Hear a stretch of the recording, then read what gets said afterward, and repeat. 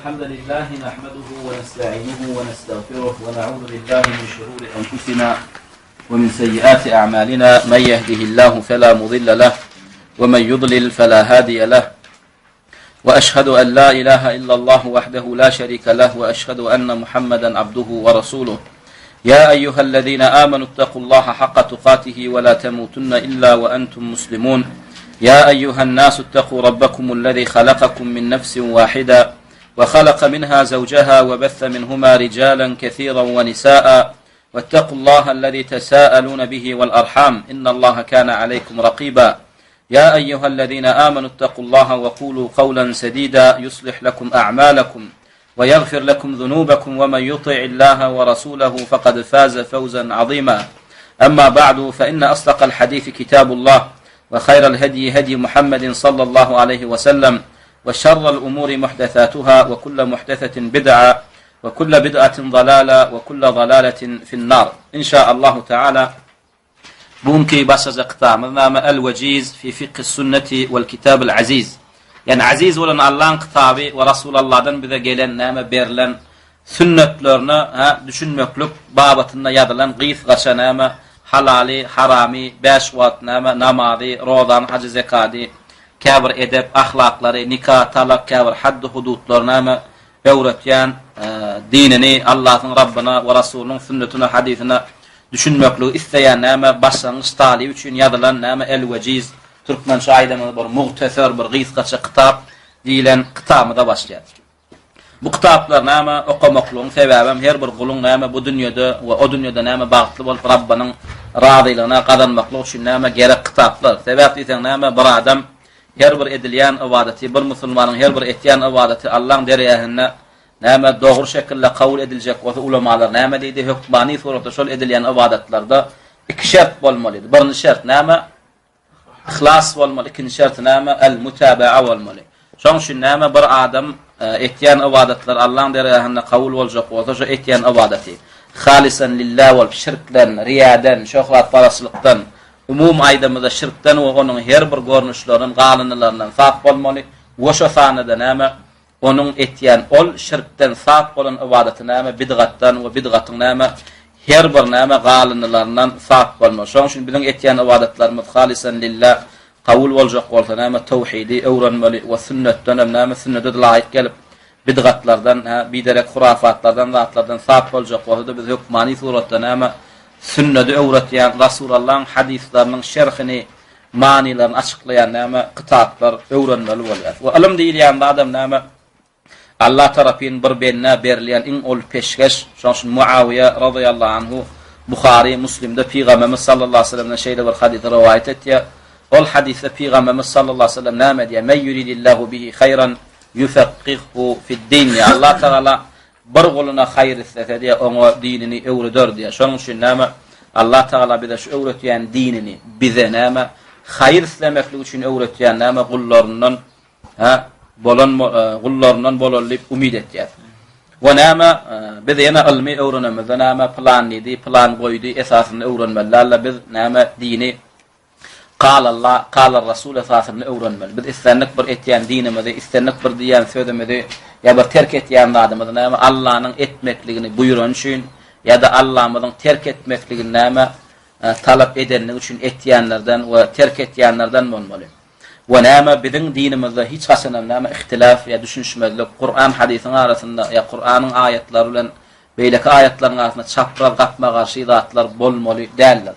Şoň üçin näme umumi şu wagty Muhammed ümmetine İslam dünýäsine seredemizde mezhepleriň arasynda näme çaprazlyklyklar we gatma garşylyklar we haçan diniň içinde näme gatma garşy söz tapsaň bil şonuň haýsam bolsa bir Allah'ın dininden däl. Allah'ın dininden näme garşylyklar bolmaly. Allah Taala Nisa suranyň 88-nji aýatynda näme diýär?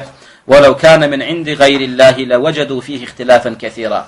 Oqan diýär Kur'any öňünden soňuna çen hey içinde gatma garşy zatlar tapýaňyzmy diýär. Eger de näme bu din Allah'dan gayriden inen bolsa diye on içinde näme bir topar gatma garşylyklar taparsyňyz diye. Şoň üçin biz näme bu gatma garşylyklardan çykjak bolsak näme etmeli? En-Nisa suranyň 59-njy aýatynda qaras Allah näme bir görkezmesine desturuna gaýtmaly bolar. Ol aýatda Allah Taala näme diýär? فإن تنازعتم في شيء فردوه إلى الله والرسول. Eger aranızda bir düşünşmezlik, dava, cencel bolsa näme diye dessine näme ol davaly meselelerini kime gaýdyp bar, kime gaýtaryp berin? Ol ahuna diýem, yapılan pire diýem, ýok. Ferudduhu ilallahi ve rasule dessine ol davaly meselelerini Allah ve Rasuluna gaýtaryn. Yani Allah ve Rasuluna nädip gaýtaryp? Allah'ın dinine, Rasulullah'ın getiren sünnetine, Kur'an'a, hadise näme gaýtarmaly bolýar. We näme bir hiç gaçan öl aramızda, dinimizde dava cencel etmeliler, agdala bolmaly. Haçanna biz näme dava cencelli, agdala dinine ummatda bolsak, eýen biz özümizden ötön näme kafir, zaya bolup giden bidgata bulaşyp, näme hakdan daşlaşyp giden näme ummatlara, dinlerdäki ummatlarda, batıl dinlerde geçen adamlara meňdediğimiz bolýar. Şoň üçin biz näme öňkü batıl ummatlara meňdemeklikden Allah Taala bizi gaýtarýar. Näme diýär? Al-İmran surasının 105-nji aýatyna: "Wa la takunu kellezina farraqu wa ihtalafuu min ba'di ma ja'ahumul bayyinat." diýär. Siz näme diýär? Öňküler ýalak näme tefarraqu diýär. Bölünüp mezhep bolup ihtilaf edip dawa cencel edenlerden bolmaň diýär. Olara näme beýinatlar, ayetler, deliller gelenlerinden soň diýär. Öňkü ummatlara da näme ayetler, deliller geldi, hak geldi. Şondan soň olar näme betqilik adamlar bolanlar üçin köpüsi öz aralarına ihtilaf etdiler, dawa cenceler etdiler. Şoň üçin Muhammed ümmeti näme üçin ihtilaf etýär? Arasynda Allah'ın kitabı elhamdülillah bir harfi bozulmanmy? Muhammed ümmeti näme üçin dawa cencel etýär? Mezhebe bölünýär, topora bölünýär, bir topor beýlek topory goýa, kafir ýigrenşýärlik ýigrenýär. Olan arasında näme ellenmän, bozulman duran näme Rasulullah'ın hadisleri var, sünnetleri var. Egerde biz bu Kur'an'ın näme ellenmesizliginden, dogrusylygynden peýdaryny bilmesek, Rasulullah'ın sahih hadislerini peýdaryny bilmesek, burunmaz. Bir janten, jewiz ummat bolup bilmejek bolsak, biz onda näme Muhammed ümmeti bolmaklygyny näme haqqyl ummatdan. Şoň üçin näme biz bir ummat, bir din, bir musulman, bir dogan boljak bolsak, biz hukmany suratda dine Allah'ın kitabı, Kur'an-ı Kerime ve Resulullah hadisi, sünnete gaýtmaly. Şoň üçin Allah Taala näme de fela ve rabbike la yu'minuna hatta yuhakkimuka fima şecere beynehum thumma la yejidu fi enfusihim haracan mimma qadayta ve yusallimu teslima diye. Ve Rabbinden qasam bolsun ey Muhammed iman etmezler olar diye.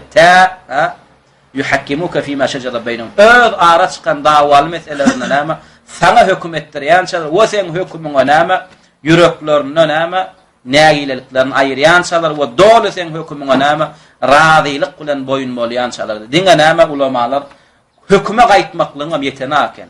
Allah'ın we Rasulunyň hökümüne gaýdandan soň şu hökümi razylyk bilen, söýgü bilen kabul etmeleken we oňa dole näme teslim bolup ödüňi näme tapşyrmaleken. Şoň üçin näme Allah Taala'nın aýatyna gelmeklik, Rasulullah'ın hadislerine gelmeklik näme ol bir iň uly bagyt näme dini Rasulullah'ın gönü getirşýärler, ashablaryň onun ağzından dini gönümel alşýarlar. Bizim Hasanna dinimizi gönümel Kur'an'dan alsak, hadisden alsak näme os ashablaryň näme Rasulullah'ın bedenine şärik boluşlary, bizim Rasulullah näme nefeslerine, ağzından çykan mübarek sözlerine näme şärik adamlar bolýar. We Allah Taala'nın iň öwlen, iň haýyrlylar näme ilim öwrenen näme benelerinden bolýar. We näme Allah Taala näme de yerfa'illahu allazina amanu minkum wallazina utul ilma darajat. Sizin içinizde Allah'ın ýanyna dereceleri beýik boljaklar, diňe çyndan iman edenler we näme ilim alanlardyr diýär.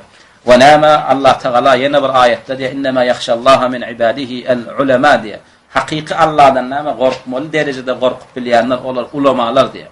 Biz inşallah näme şu gidip barýan ýolumyzda, şu alyp barýan näme siýasatymyzda, şu etýän näme işlerimizde ulamalarň, enbiýalaryň, peýgamberleriň näme ýoluny, olaň näme alyp baran siýasatyny eden dawatlaryny näme etýän adamlardan hasaplanýar.